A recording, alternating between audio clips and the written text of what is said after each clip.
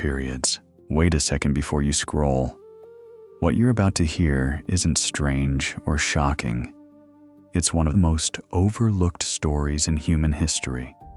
For thousands of years, women across every civilization experienced menstruation as a normal part of life.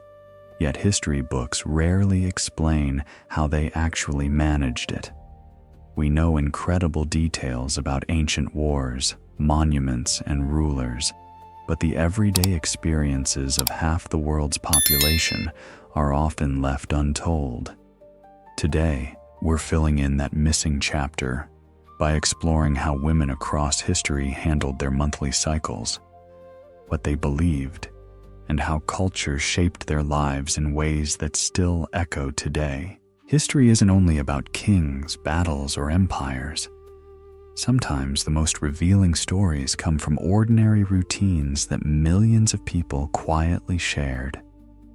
Looking at those forgotten details helps us understand humanity in a much deeper way. If you've ever wondered why history skips over everyday life, comment 1 below. Before discussing the materials women used, it's important to understand the beliefs surrounding menstruation. In many ancient societies, it wasn't viewed as a simple biological process. Instead, it was often surrounded by mystery. Some cultures considered it sacred, while others treated it as dangerous. In many places, it was somehow believed to be both at once. Those beliefs influenced where women could go, how they participated in society, and sometimes whether they were accepted or isolated during their cycles. Menstrual care was never just about comfort. For many women, it was closely connected to dignity, reputation, and even survival. The tools people create are often shaped by the stories they tell themselves. When fear guides a culture, simple realities become complicated. When understanding replaces fear, everyday life becomes much easier for everyone. Ancient Egypt offers one of the earliest glimpses into menstrual care. Unlike many later civilizations, Egyptian society left behind written medical records discussing women's health. One of the oldest surviving medical texts includes references to gynecological conditions, showing that menstruation was recognized rather than ignored. Historians believe Egyptian women likely relied on softened papyrus or carefully prepared linen to absorb menstrual flow.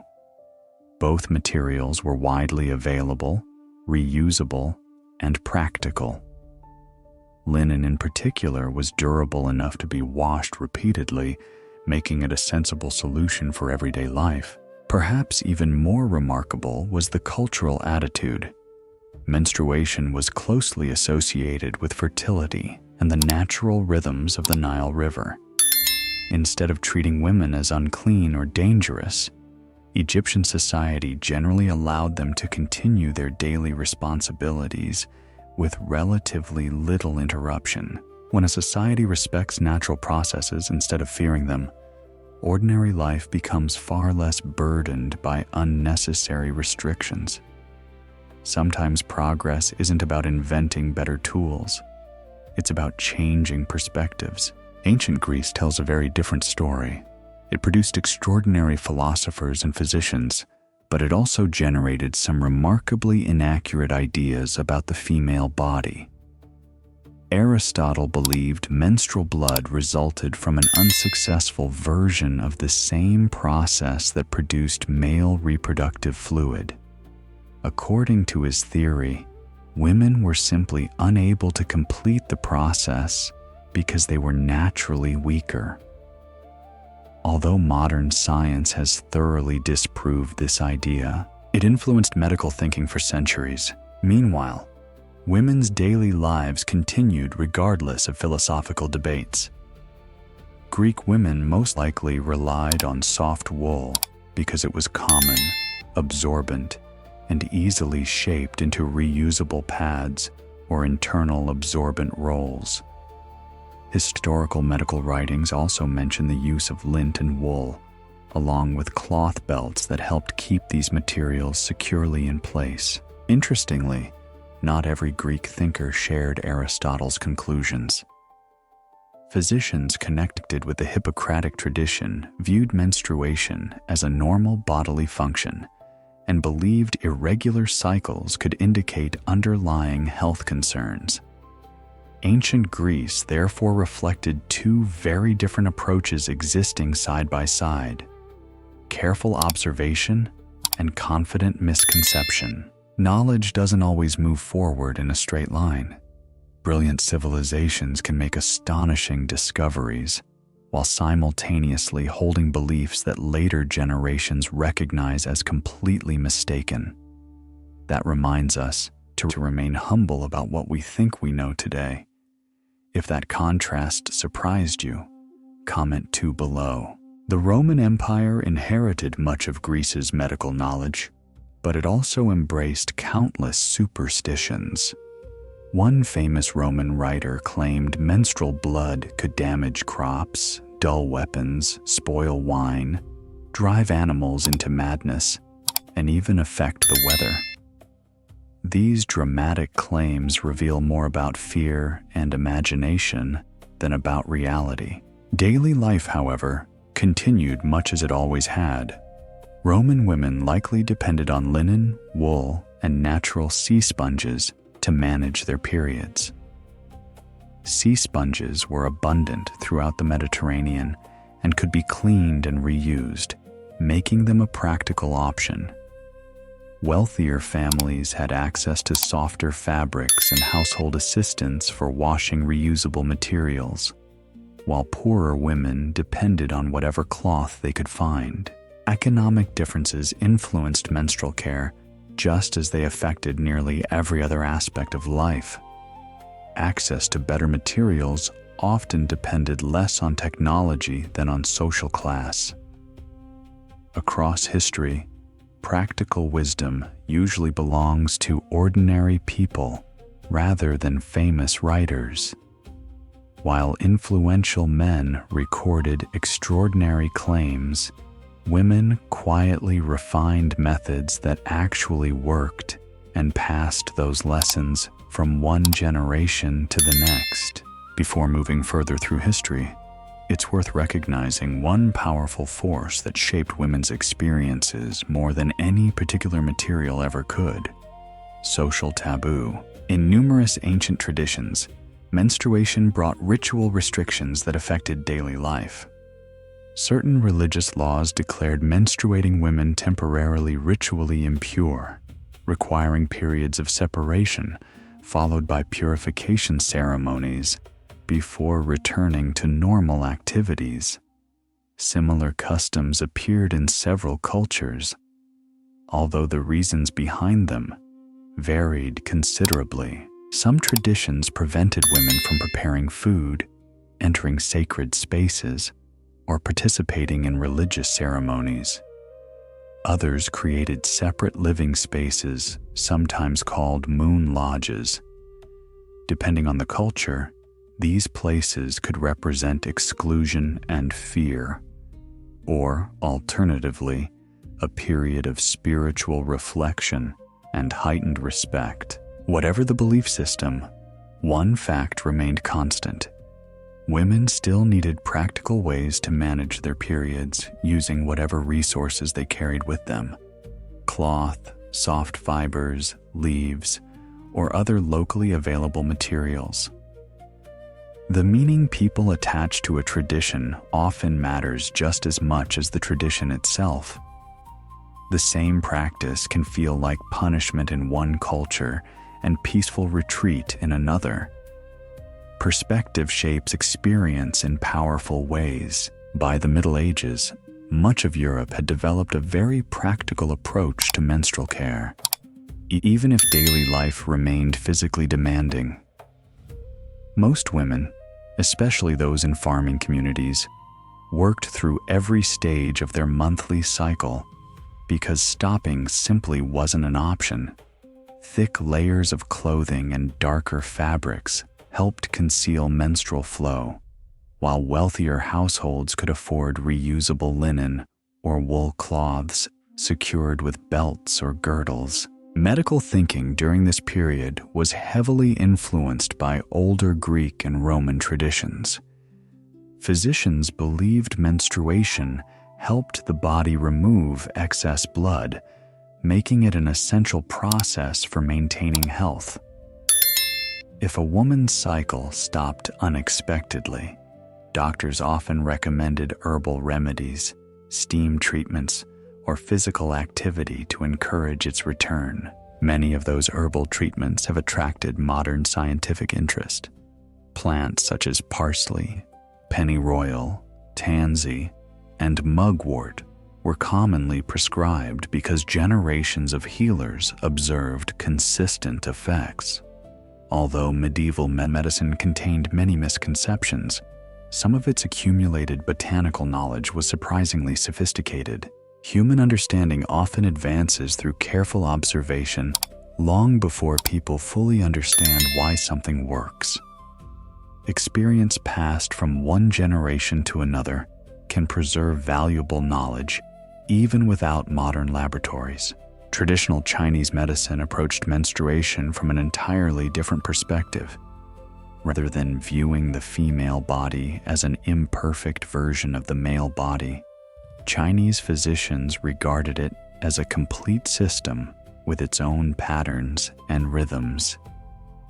The menstrual cycle became an important indicator of overall health, with physicians paying close attention to timing, color, consistency, and volume. Medical writings dating back to the Han Dynasty describe numerous menstrual disorders and connect them to imbalances within the body's natural systems. Treatments were carefully matched to individual symptoms instead of assuming every woman experienced the same condition. Women generally relied on reusable cloth pads made from cotton or silk, depending on their family's wealth. Fabric belts helped secure the absorbent materials, and later designs even included sewn pouches that resemble modern reusable menstrual products. Herbal formulas were also widely used to ease discomfort, regulate cycles, and improve overall reproductive health. When medicine begins by listening instead of assuming, it often discovers solutions that remain valuable for centuries.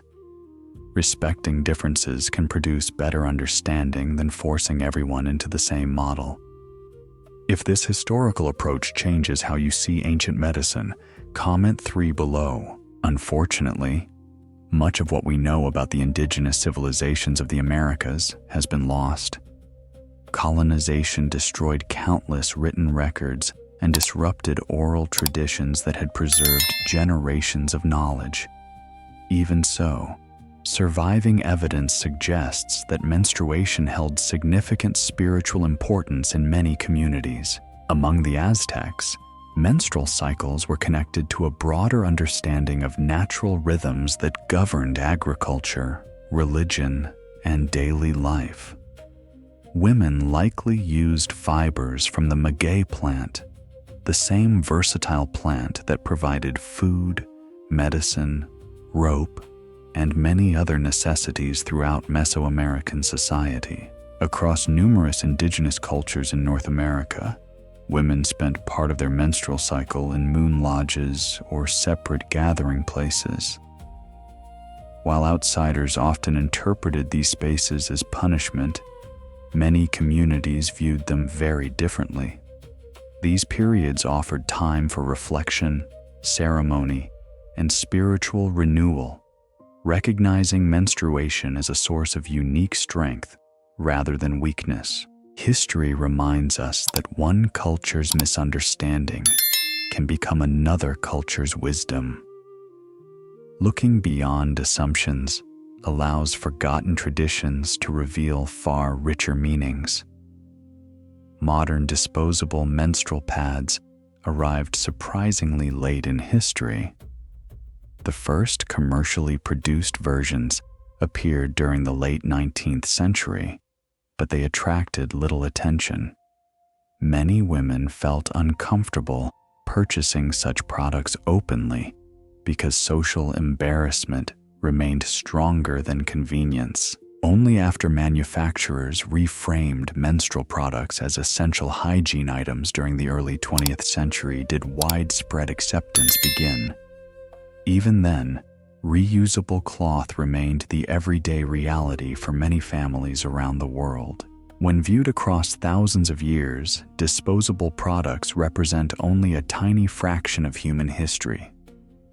For countless generations, women successfully managed their periods with cloth, wool, plant fibers, sponges, and other reusable materials while continuing to build families, communities, and civilizations.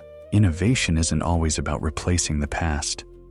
Sometimes it simply makes an old challenge a little easier to manage.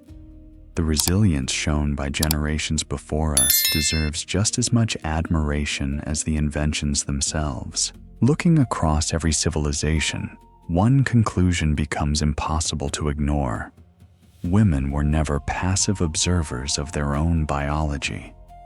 They continuously adapted, experimented, and refined practical solutions using whatever resources surrounded them. Their knowledge spread through families, communities, healers, and lived experience long before many scholars ever wrote about it. The greatest obstacle was rarely the absence of suitable materials. Cloth, wool, fibers, and natural absorbent resources existed in many places. The larger challenge came from cultural beliefs. Societies that labeled menstruation as dangerous or impure often restricted women's movement and participation. Societies that accepted it as a natural or even sacred process generally allowed women to continue their lives with fewer limitations. That contrast teaches an important lesson. Two communities can possess nearly identical resources yet create completely different experiences simply because their beliefs differ. Ideas often shape lives as powerfully as technology. Another important reality emerges from the historical record. Most surviving documents were written by men. As a result, many famous texts preserve male opinions, fears, and misunderstandings rather than women's first-hand experiences. Extraordinary claims about mystical powers or imagined dangers reveal more about cultural anxieties than about everyday reality. Meanwhile, the practical expertise women developed, how to prepare materials, reduce discomfort, or care for one another, was frequently shared through conversation rather than formal writing. Much of that wisdom disappeared without ever reaching official historical records. Sometimes the greatest loss in history isn't the destruction of monuments. It's the quiet disappearance of ordinary knowledge that helped millions of people navigate daily life. Before closing, one more subject deserves attention: menstrual pain. Painful cramps are not a modern phenomenon. Ancient medical traditions from many regions recognized them and searched for relief using the best knowledge available at the time. Greek healers recommended warm compresses and herbal drinks. Roman physicians encouraged physical movement. Chinese medicine developed complex herbal formulas tailored to different symptoms. Medieval herbalists relied on plants believed to encourage healthy menstrual cycles. Interestingly, many herbs repeatedly appear across cultures, despite having little direct contact with one another. Modern research has shown that several familiar ingredients, including ginger, chamomile, cinnamon, and fennel, contain compounds capable of producing measurable physiological effects. While ancient explanations often differed from today's science, repeated observation allowed many communities to identify remedies that genuinely offered relief. Experience collected over generations can become a powerful form of evidence.